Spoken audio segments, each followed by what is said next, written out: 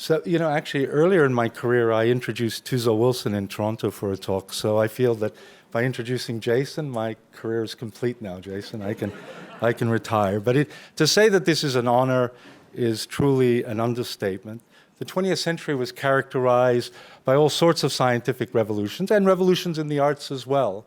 Right? We had physics. I came from a physics department. General relativity, quantum mechanics produced a revolution in physics. In biology, we had the elucidation of the double helix. And in earth science, we had plate tectonics. All earth scientists know that there is earth science before plate tectonics and earth science after plate tectonics. And plate tectonics really marks the modern age of global geophysics and global geology. And we're now, I guess you could say, in the postmodern age, right, of earth science. Well, we're lucky here today.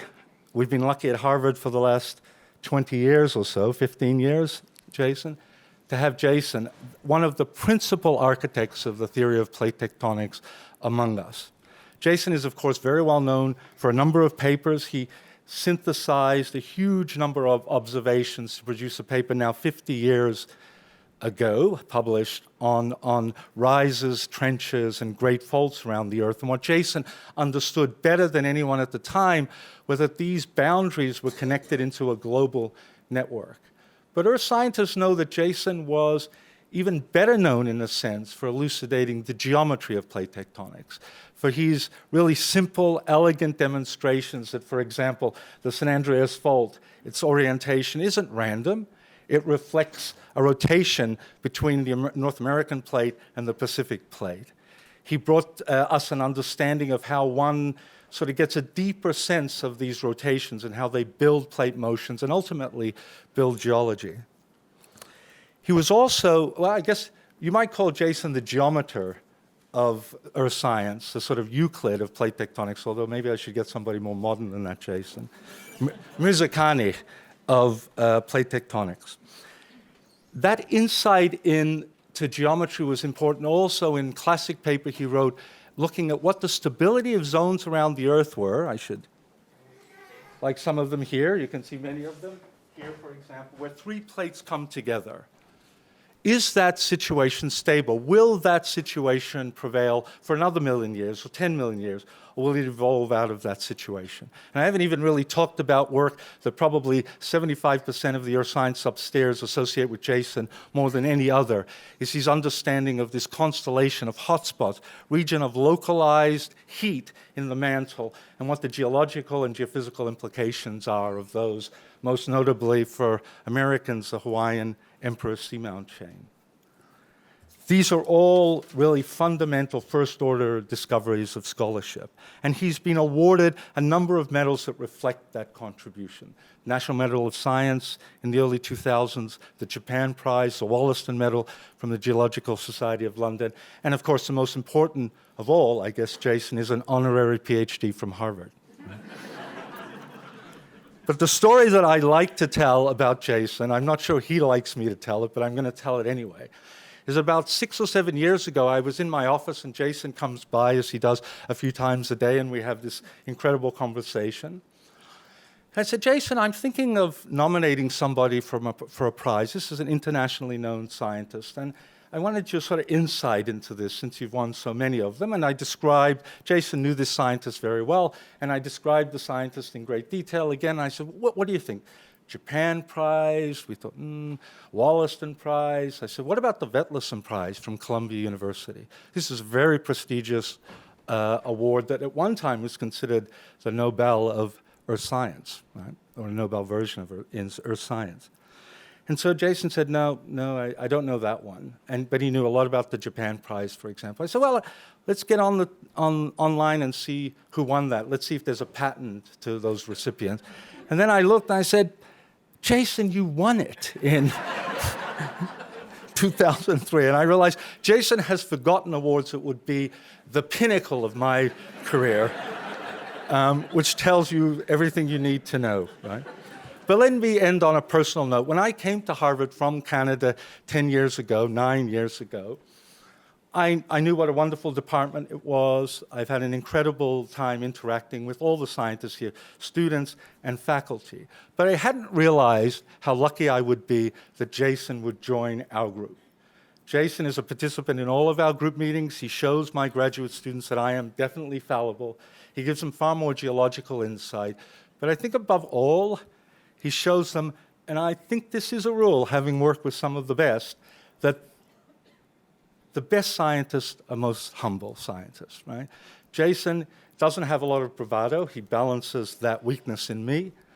But he's taught scientists that speaking quietly and speaking with that really encyclopedic knowledge of data is the central aim of global geophysics. And it's really been a central privilege of mine to have him in a group that I call our group. Jason?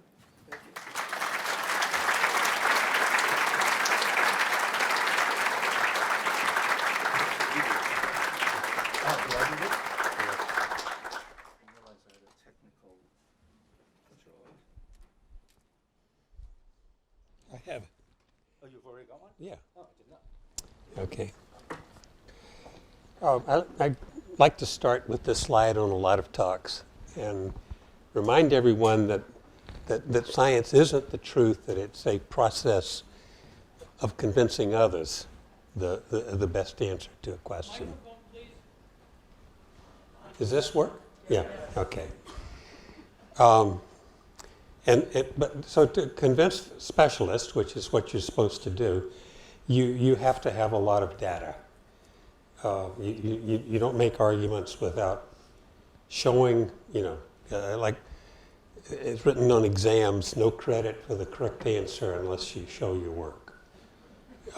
And too much of high school and middle school is teaching students how the world is and not showing that science is really a process. And with this process, but you just teach the facts that are useful in general life and not the process of doing science. The modern geology, I think, really began in 1669 when Steno, a Dane who was doing work in Italy, came up with what are called Steno's laws, and that it's that things are laid down flat if there's a gap because of a valley or something, that there used to not be a gap, it went across and it's been eroded. Things that are on top are younger than things are below. But anyway, this was really trying to organize what you observed, that the people before described nature very well, but they didn't go into, why does it do this? How does it do this? One example is Pliny the Younger wrote a description of the eruption of Vesuvius that covered Pompeii and Herculaneum. And those type of eruptions, he described it perfectly. That type of, explosive volcano that sends a column up miles into the air is called a Plinian eruption. But he didn't go into why. And this illustrates Steno's law. What's on the bottom is marked 1, and it was the first thing that was put down in this area because it's underneath the rest.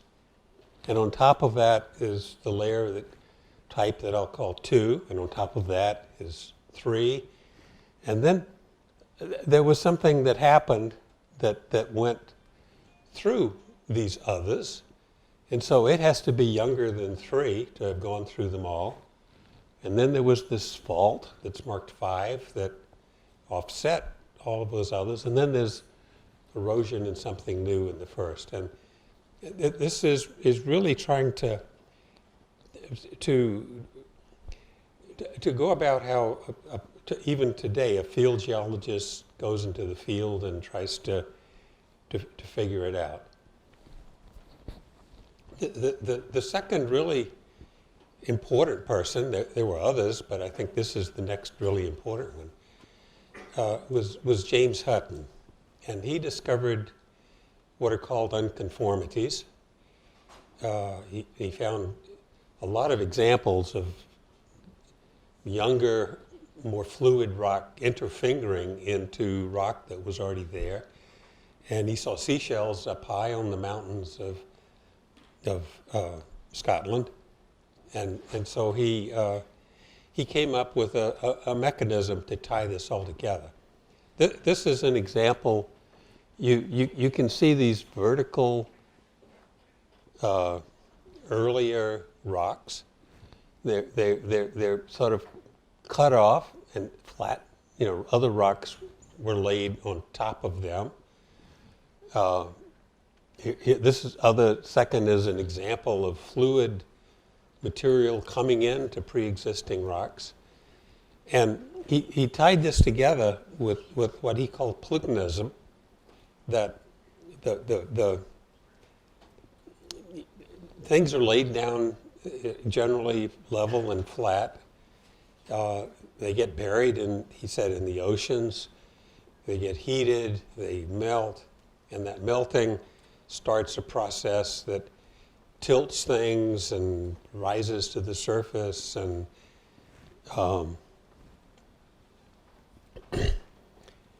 he came up with a mechanism.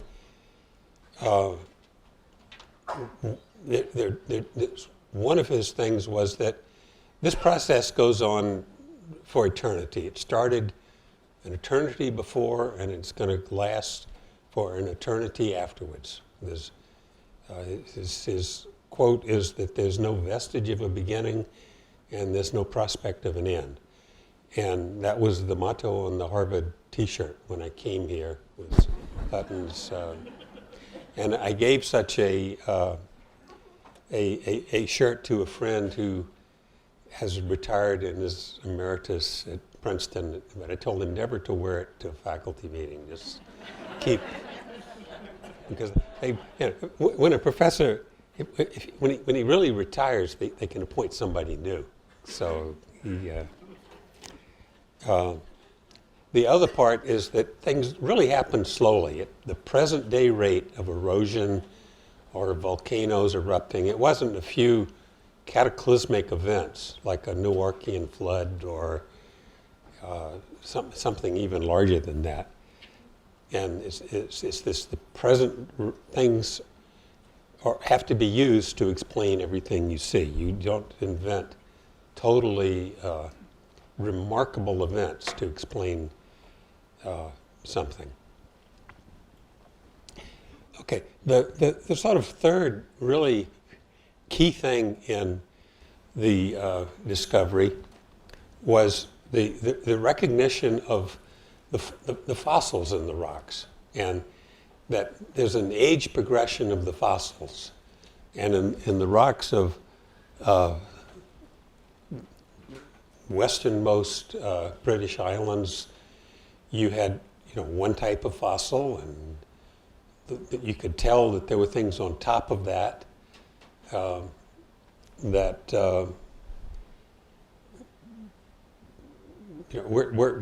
were different, and those were younger.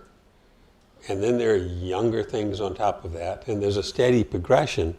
But you can use these fossils, with Steno's law or such, you can walk and see the continuity, but you can go hundreds of miles away and find the same fossils. You know that those are the same age as what's sort of beyond standard walking kind of distance. And the early part was done mostly by the British. The Triassic, Jurassic, Cretaceous are generally French. Jura and Cretaceous are parts of France.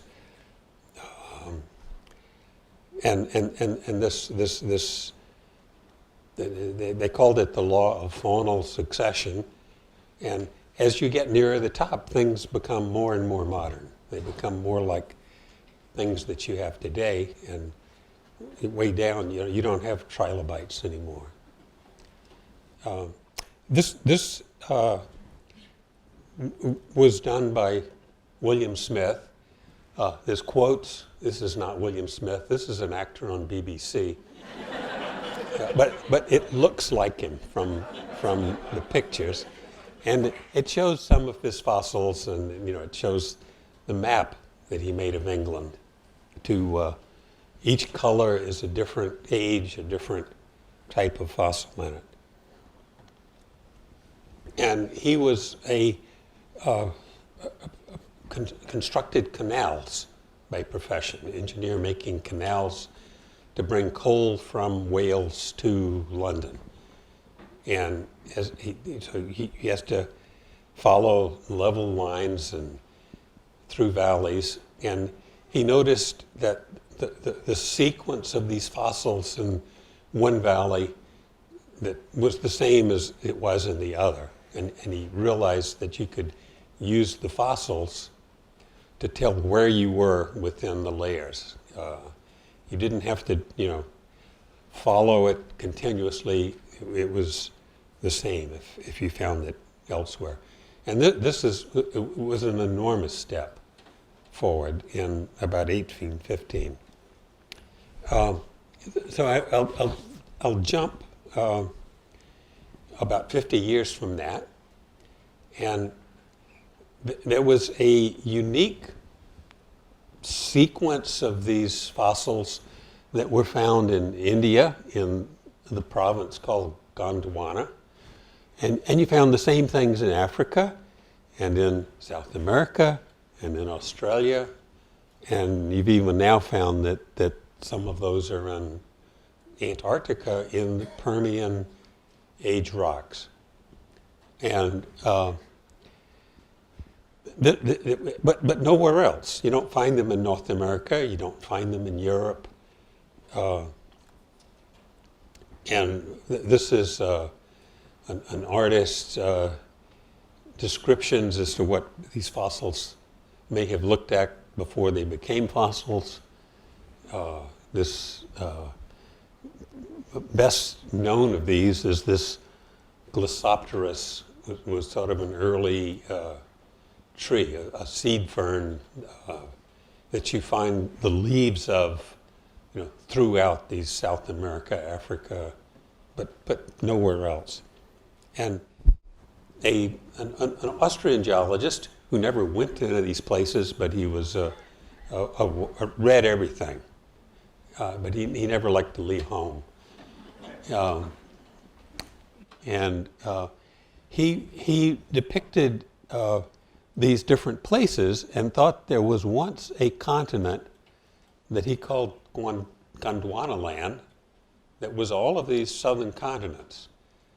And this was the land, and there were oceans, but there were other places where you found similar things, North America and in Siberia.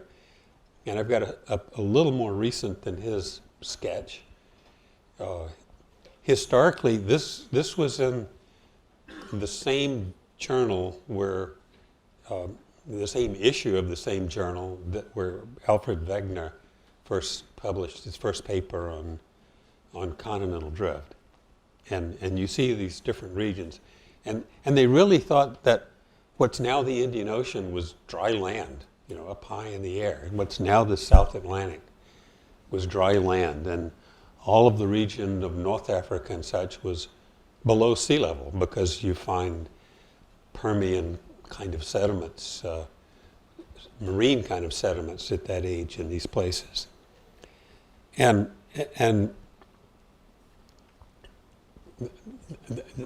this is a little bit later, but it's Wegener's interpretations is that from the shapes of these things, they all fit together. You don't need to have these oceans in between that that these were just collected as a unit. And it's because like the the South America and Africa coastlines fit so very nicely, and you can do the same thing, putting India. I mean, this is an alternate way to look at it. Now, Wegener was not the first to do this. There are several other people. I've chosen just one that had the same idea that things used to be together, and they have since come apart. This is one from I don't know. I can't read the number, but maybe like 1860 by a Frenchman. And this is from a paper by Frank Taylor, who was the president of the American Geological Society. He gave a talk on this in Berlin, but Wegener wasn't in Berlin. But the idea that the continents were fleeing and their leading edges are where you have the present mountain belts. That the continents moving is why you have mountains where you have them. This is a map of the depths of the oceans, as was known in about 1912, and it's amazing how these depths were measured. You took a rope, you tied a 300-pound lead weight at the end, you lowered it over the side of the ship, and the sailors brought in the 300-pound, with 5 miles of rope. I mean, it was, and you got a sounding. And the Challenger expedition of the late 1800s made 300 of these soundings around the oceans. And you can see that even then they had the hint that the mid-Atlantic ridge existed and was shallow. This was actually of commercial importance in the laying of the telegraph cables. That they would, I mean, they're more along that North Atlantic part because of maybe it was even AT&T. Made the measurements to put in the cables, and those cables were amazing things. I've seen one that comes out from a house of a friend of mine in France, and there's copper about as thick as your arm, coated with about 12 inches of rubber, and it stretched all the way from Brittany, France, to the Azores. In laying these cables, they used the world's mining supply of copper for a year. But Wegener saw this, and he noticed, not only was the coastlines of South America and Africa so beautifully fit, but that even the oceans gave a hint of this. And in 1912, he proposed continental drift, that these were once one. Gondwana, it wasn't the ocean sank, it was that the two continents pulled apart. And that this was an easier way, and it didn't have huge amounts of water, going on land, off land. I mean, imagine that whole area rising by 4 miles. And where does that water go?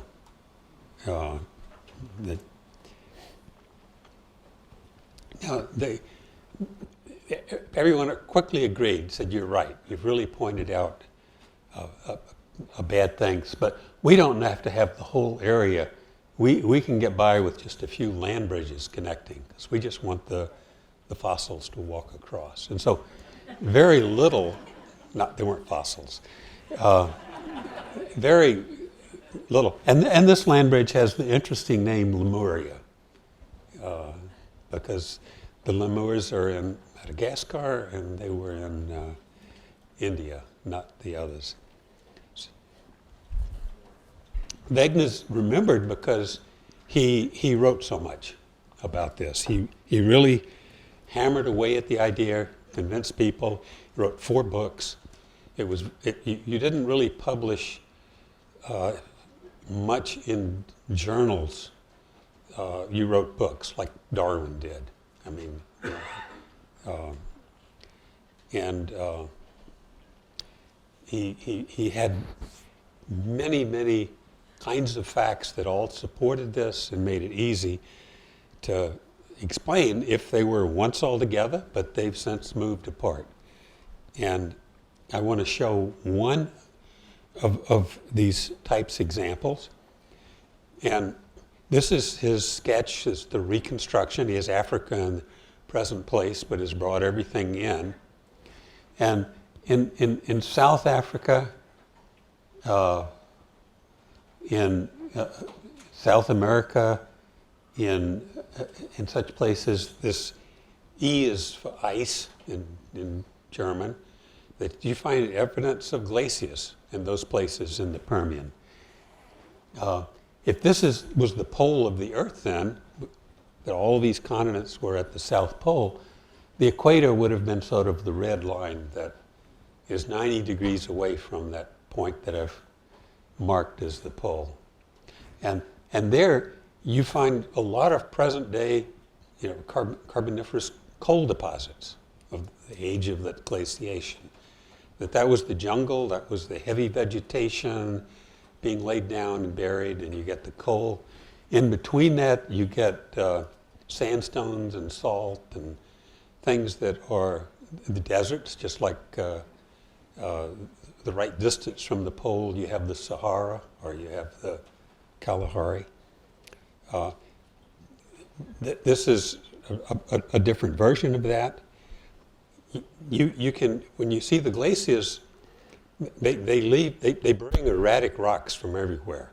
I mean, the rocks around here all come from much further north. If you go, I've seen it a little bit further west in the Berkshires or southern Vermont, you can see the scratch marks like are shown in the lower left. The moving glacier makes grooves in the rocks, that there's a rock trap between the ice and it just pushes it along and carves a groove, and you can even tell the direction.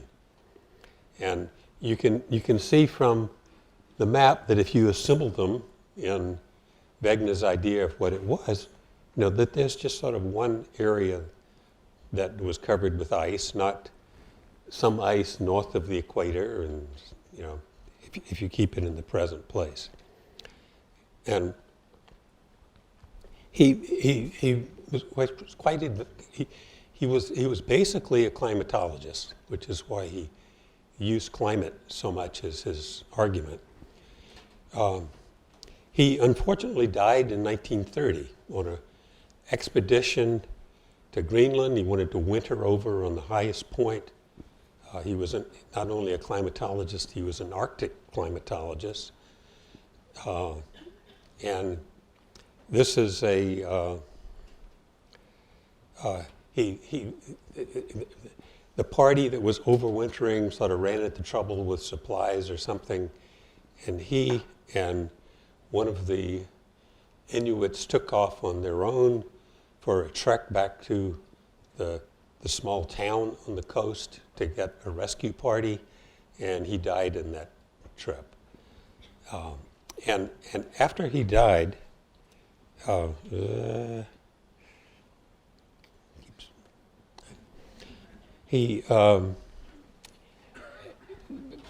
they just ignored him. I mean, there were a lot of people that were very upset at this, absolutely crazy, stupid idea. Not in South Africa or Australia or Argentina, they still very much kept this idea alive and worked on it, but the rest forgot it. And one of the quotes coming out of America, it said, "Oh, it's all very nice, but how does it help you find oil in Kansas?" And then this was how mountains were made. The leading edge of these continents, plowing through made the mountains on the leading edge. The backside was quieter, more like, you know, the coast where we are here, instead of on the leading edge. Okay, so now this idea was sort of revived by by the late 1950s and the 1960s. It became, you weren't considered a total idiot if you read textbooks, and I read one by a Harvard professor, freshman textbook that published about 1960, and there's about a paragraph on this, and that's it.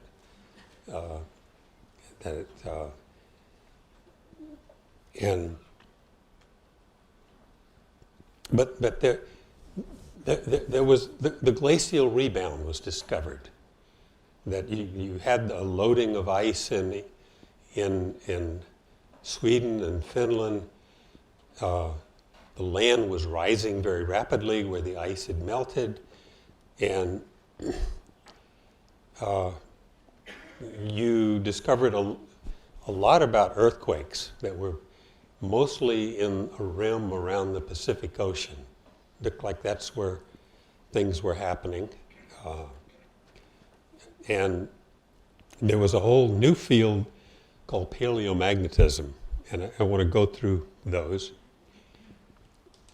This is, the figure on the top left shows the area that was covered by ice only 15,000 years ago. And the one on the right shows the rate that land is rising right now, and it's rising about a meter per century. And you have Viking villages that are many, many hundreds of years old, and those ports are now, many, many meters above sea level. You have that. You have the recent measurements by leveling as you start to build cities like Stockholm, and you get uplift of those places. And it was calculated that the Earth is viscous and flows. It wasn't a solid, because one of the big arguments against this was, but the Earth is solid. How can these continents move around on a solid? Another was over several decades, the location of earthquakes got better and better. You started having radio time signals in about 1920, and before that, what was the difference between clocks that were in India compared to those that were in Europe? You had astronomy, but it was, you might know it a number of minutes, not seconds, the correlation of the time.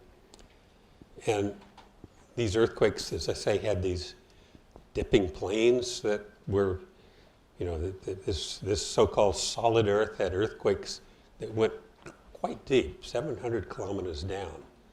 And the idea of the Earth might be a little mobile and things moving became more popular. But what really turned the tides was the study of magnetism. And you take a sample of rock that was formed at some age that you know, and you take it out and in the lab determine what's the direction of the magnetic field in that rock. And if you do a recent one, it points north. And there's a dip about this much from what the latitude is here. If I were closer in Canada, the dip would be steeper. If I was down in Venezuela, it would be much flatter. And this dip tells you how far you are from the pole, and you know which direction. And these little blue dots are what you would get the pole to be, if you look at sort of relatively young rocks, sediments, volcanic rocks, and they generally are at the North Pole. But if you look at Permian rocks, as a particular example, in Europe, so these red places are places that the Permian rocks are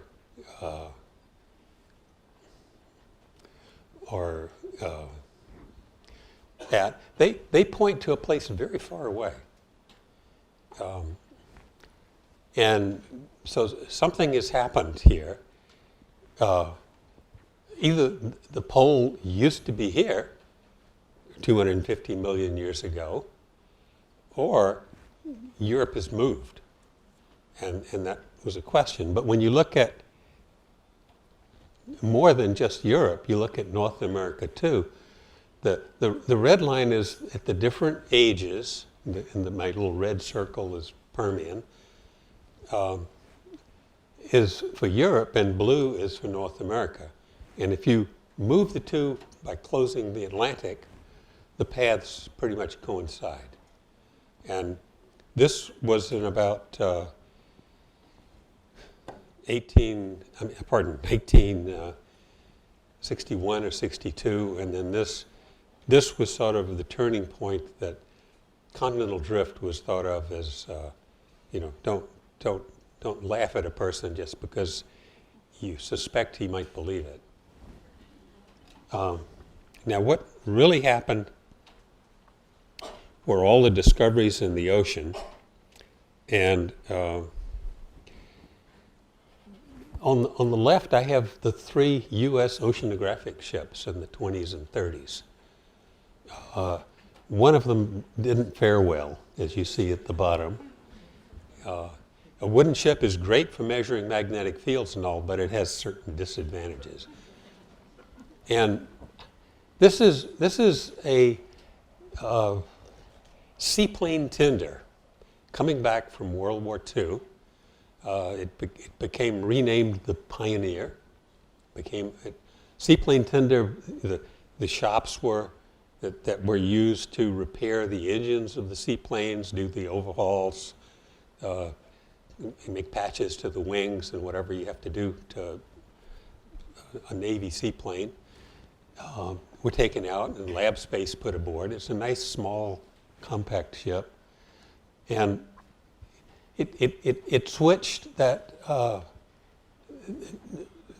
suddenly they were about, and the Navy was wild about the ocean because all of that had been learned that was used against the German submarines. Knowing the properties of the ocean water, knowing some of the properties of the depths, turned out to be extremely, the research was well funded by the Navy for that. And 20 different ships began to explore the world's oceans in the U.S. And there many types of measurements were made. One was bathymetry, and by the late 50s, the map that is just the North Atlantic was published by a group at Lamont, mostly Bruce Hazen, of a sketch of what's called a relief map. You use shadows and colors to sort of indicate where it's rough and what the elevation is, more than just a flat contour map. This is the whole world, so you get to see what got added to that.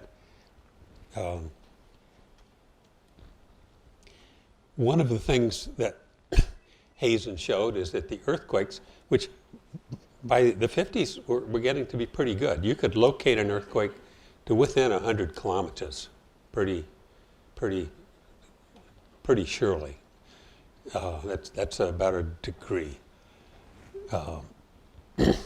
They really followed this rift that was in the middle of the ocean. Just incredible matching. Another is a technique that had been developed to try to find submarines of the submarines are quiet and underwater, and you're trying sonar, but you don't find it.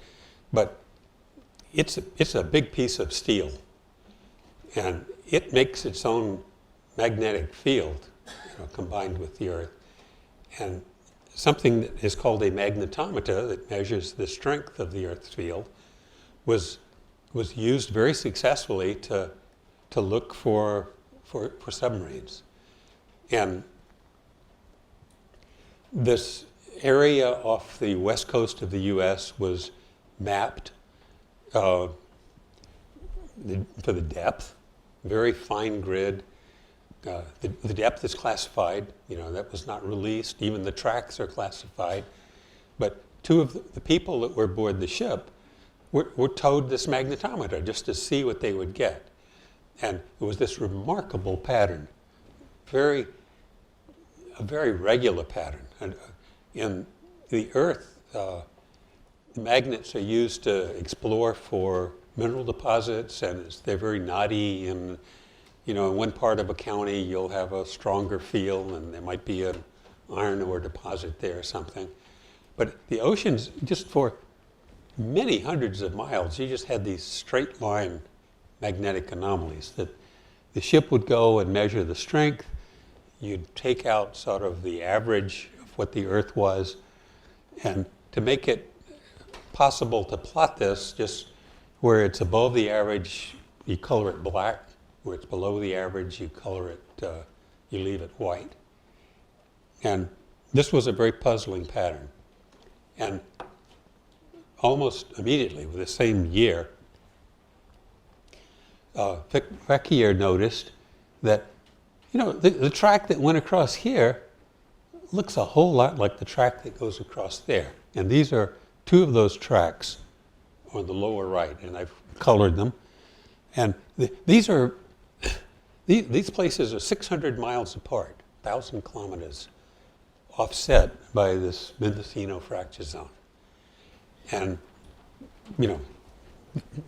this is a puzzle. Who expected that the anomalies were going to be nice straight lines and clean, but that they're offset? It looks like it's a huge fault that's moved it. Now we know now it's not a fault, but that was the first bit. Okay. This is a photograph of Harry Hess, who was in the Navy. He was in the Navy because he did geological research aboard a U.S. submarine in the early 30s. And submarines were very secret things, and you had to be in the military to be on one.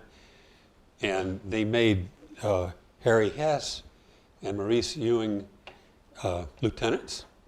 They had PhDs. Well, medical doctors all have lieutenants, so they were lieutenants.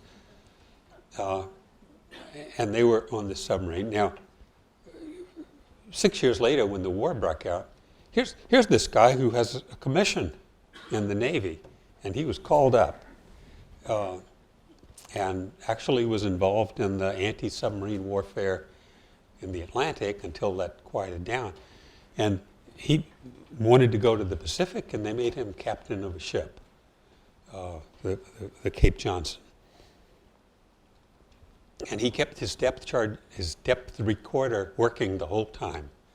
He measured a lot of things in the Pacific, discovered the flat-top seamounts called GEOs, and generally became very knowledgeable about and had the interest in the oceans. And in 1960, he wrote this paper synthesizing everything that was known at the time about the ocean floor. It had all these mysteries, all these new techniques, this new data, and he wrote this. It was published in a book that was honoring his professor. He knew the book wouldn't be out for another 2 years because other authors don't always contribute their papers on the day that they have promised them to the editor. but he distributed 200 copies, and I have one, proud to say.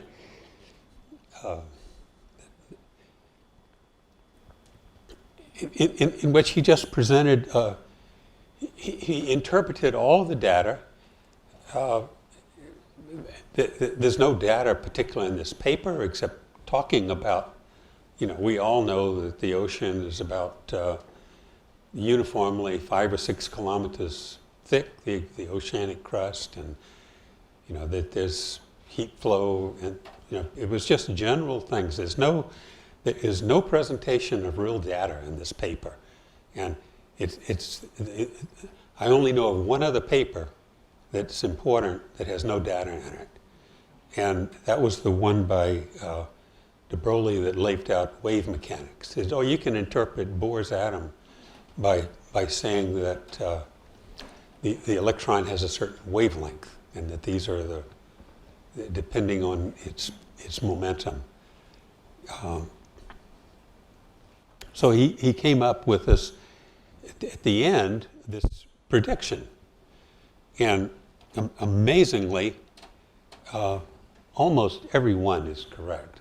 I'm a professor, I couldn't help but grading it. It was a habit by the time I did this. He's really only wrong on 2 of these 19, quite very profound. And there's a reason he was wrong on that he wasn't really very, very wrong. And essentially the idea is that the upper part of the mantle is cooler and stronger, and it moves away from these rising currents in the middle, and the ocean floor and the continent move together. There's no continents plowing through an ocean. They're both on what we now call the lithosphere that is moving and pulling apart. And this is the key. I mean, plate tectonics is just a small wrinkle on top of this incredible realization that it's this strong moving together that really describes what is happening in the Earth. There were things close to it before, but they stretched and distorted. It wasn't that they moved as a rigid unit. Okay, now,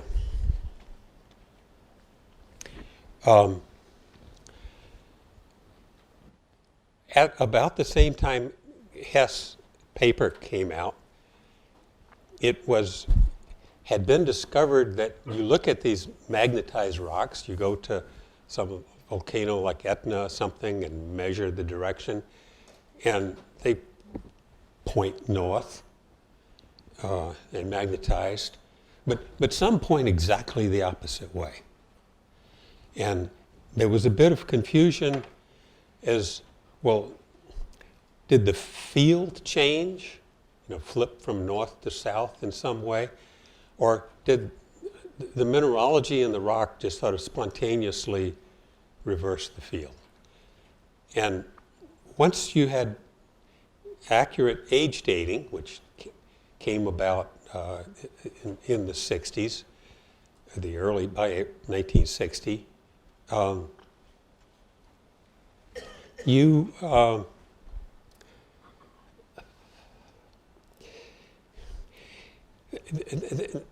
the really young rocks were there's none of these reversals. You get a little bit older, you get, wherever you date this, the same age, it's all the same, with a little bit of measurement error in what the dates are. And this reversal timescale was developed. And this graduate student at Cambridge in England had been on a cruise, a British research ship on the Indian Ocean, and they had measured rocks that were one way and the other way. And he he wrote the paper. His advisor happened to be on his honeymoon at this particular time. I've probably had less to do with it.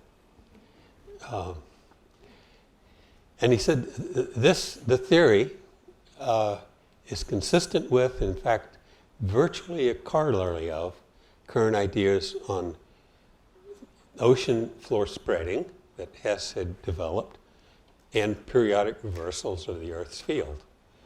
That these stripes were, well, right now you're magnetizing one way, but a little bit earlier when the field was opposite, the polarity, makes the field a little bit weaker because what's frozen in is opposite. And you can take the time scale that's at the bottom, and at that particular latitude and the direction the ship is going, compute what you ought to see. If that is, right with it, right opposite, and you can see that there's incredible correlation with what you observe. Since you know the dates of these anomalies, you can say how fast the ocean is spreading. And this was absolutely remarkable profile in the southern Pacific Ocean on the ship that was called the Eltanin. And the center is the profile that was measured. The one above it is that same profile, but just flipped, to show you how remarkable, one side of this compared to the other side. That, it's hard. You see that there's something similar here to there, but when I've just flipped it and put it upside down, it's really striking. And this is a computed from the time scale, and it agrees as well. Now, this time scale comes from this profile. You were only able to measure the radioactive ages accurately for about 2 million years. So they just took that rate and expanded it and said, well, gee, this stuff out near the end must be 10 million years old if it was continuous. And this is Vine's map of that pioneer, area that was in black and white, and it really shows how remarkable the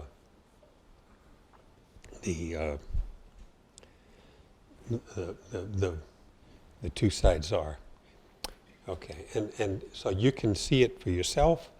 This is an area further out in the Pacific, and this is the time scale from about 19 million years to probably 40 at the other side. And these are some of the ship tracks.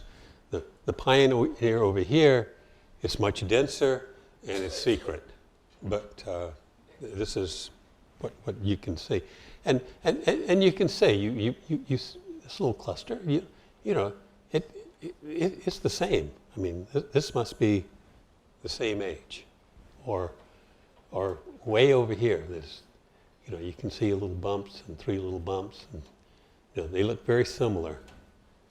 And this is done for the entire ocean.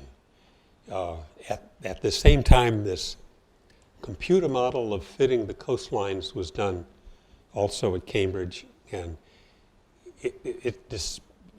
people argued about Wegener, being a little off because of the crudeness of his plot. And no, this coastline match is incredibly good.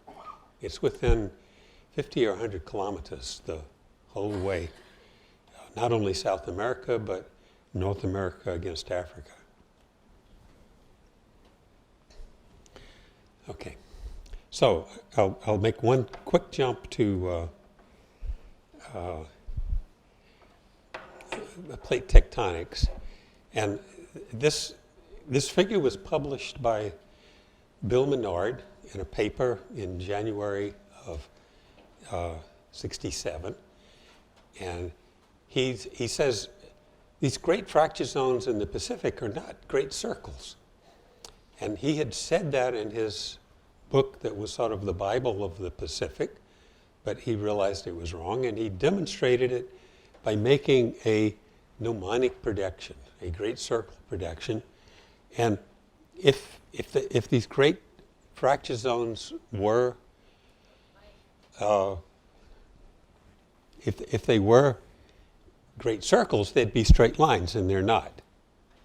And I looked at this, and when it was published, and said, you know, the ones in the north sort of bend upwards, and the ones as you get down further bend the other way. And it reminded me of a figure in the navigation textbook that I had when I was in the Navy. And this was an example. The mnemonic projection is you put a light at the center of the globe. Any plane that goes through the center of the globe is a great circle on the sphere, and any plane intersecting a piece of paper is a straight line. And you can see that the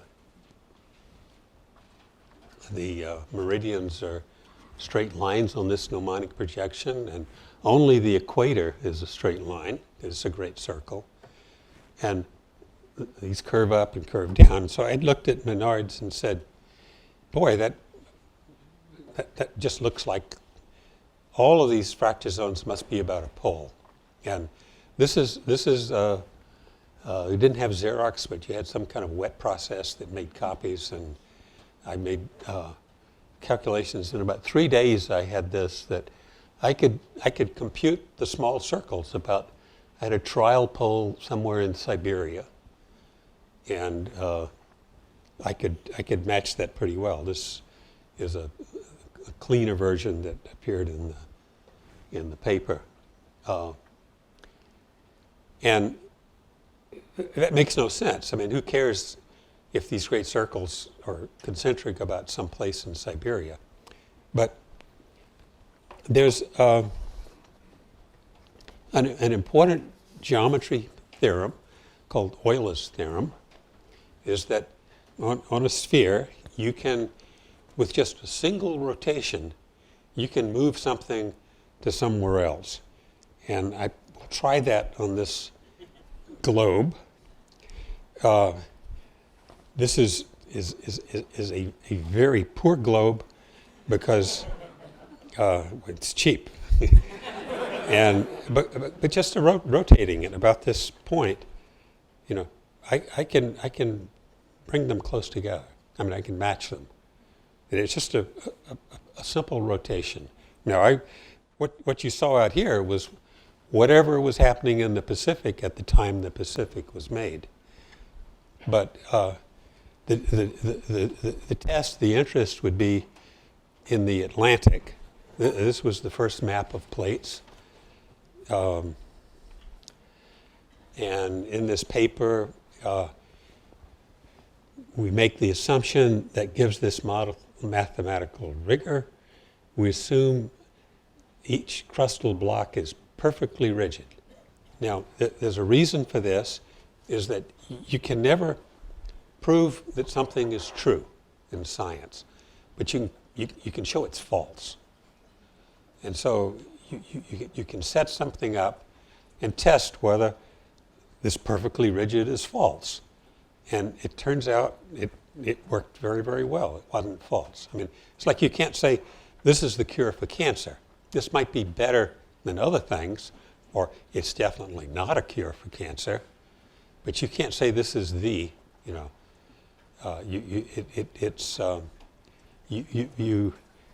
science it really is negative, that you can show something is not true. And so in this paper, I took the different fracture zones that's over here on the right and constructed the perpendiculars to that, and they sort of intersect at a point, is with a little bit of error. This other figure is more a demonstration of what the Euler kind of principle is supposed to be, that the fracture zones will all be small circles about a pole. And on the lower left is the magnetic anomalies, because if you're 90 degrees away from that pole, you're going to be opening the fastest. And with the help of Fred Vine, we did a bunch of these anomalies in the Atlantic, and showed that the higher values are in the South Atlantic, which is 90 degrees from where we thought the pole was. These magnetic anomalies are known throughout the ocean now.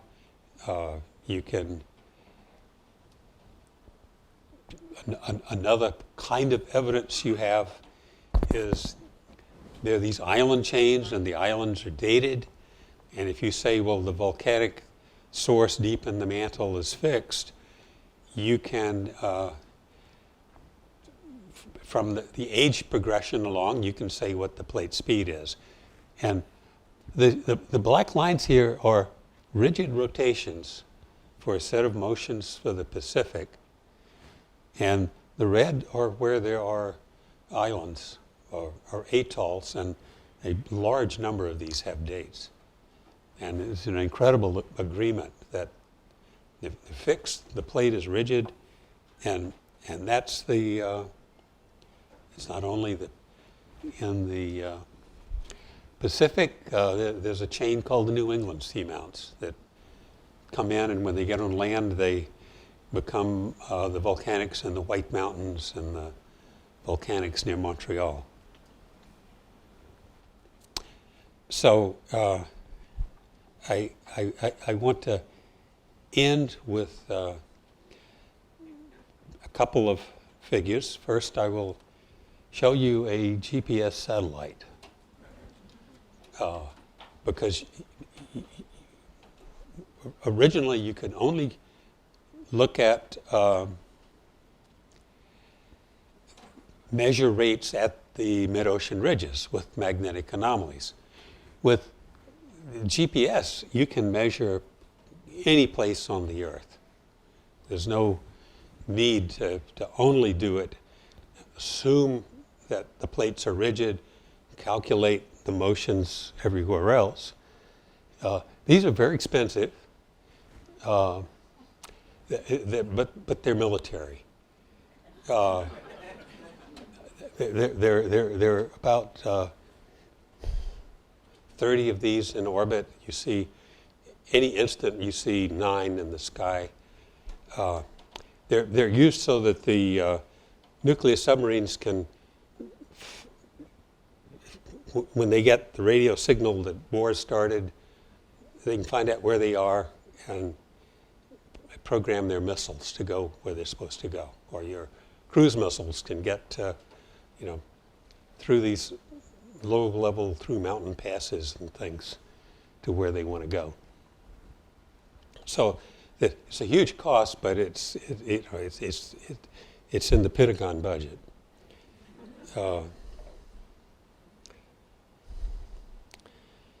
And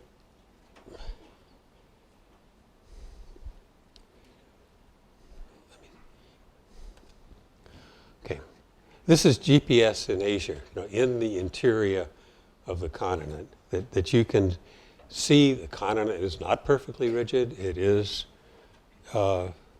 China's fleeing the rest of Asia.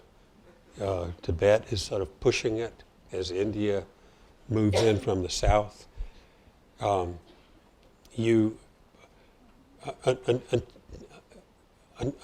the GPS, these space kind of measurements were done with the radio telescopes. And this is Westwood, Massachusetts, the Haystack Observatory, going to one that's near Munich, Germany. This is about a 9-year period. Every 5 days or so, they would make this measurement. You can see that the rate of change of distance between Munich and Boston is about 17 millimeters per year, plus or minus 2 millimeters per year. But now from the magnetic anomalies model, the prediction was that it would be 16 millimeters per year. The black is the data from a space technique. The red line is just what plate tectonics, rigid plates would predict. And it's not the only. This is Hawaii to Fairbanks, Alaska. And the data is shown as the data with the error bars. The straight line is the prediction from rigid plates. And this late 90s and all was really a heyday for, plate tectonics really works. And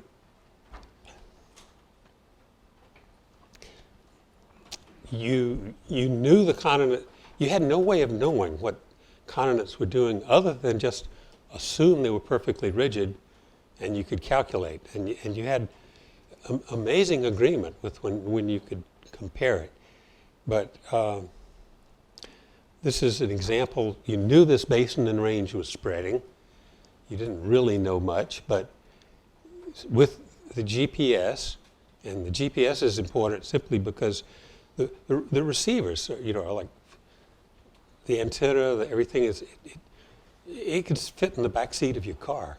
The tripod weighs more than the receiver does. You can go anywhere, make a measurement, come back a year later.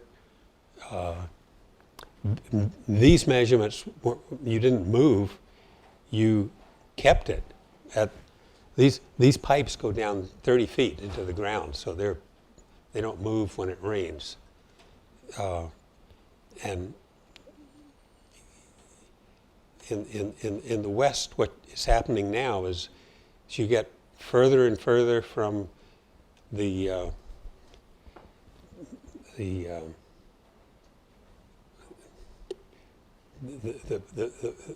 mountains in Utah that are the end of North America.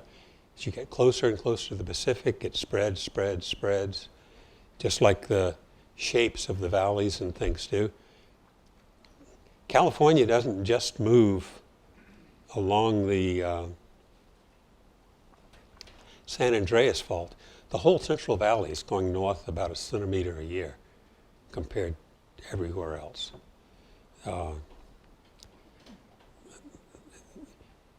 This is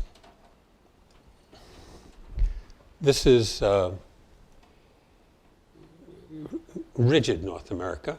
It's not deforming very much at all. They're measurements, but they just look like dots. There's no arrow to them.